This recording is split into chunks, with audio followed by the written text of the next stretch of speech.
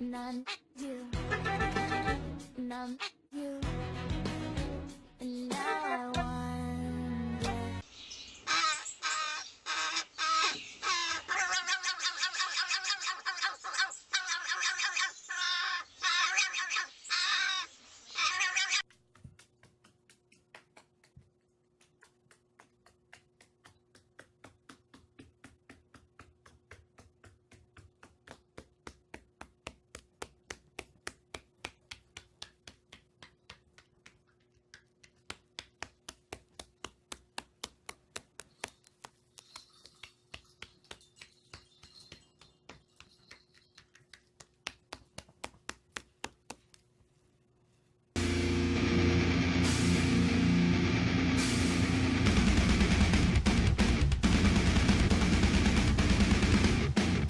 Disrespect your surroundings.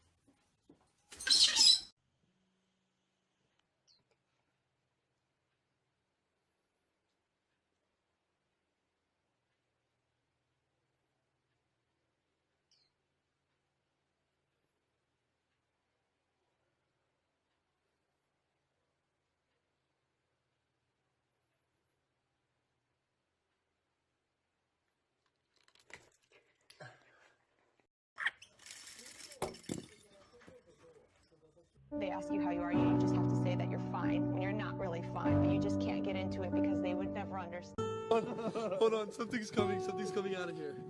Look, there's a bird, dude, it knows what's good. I'm telling you, I just heard it inside.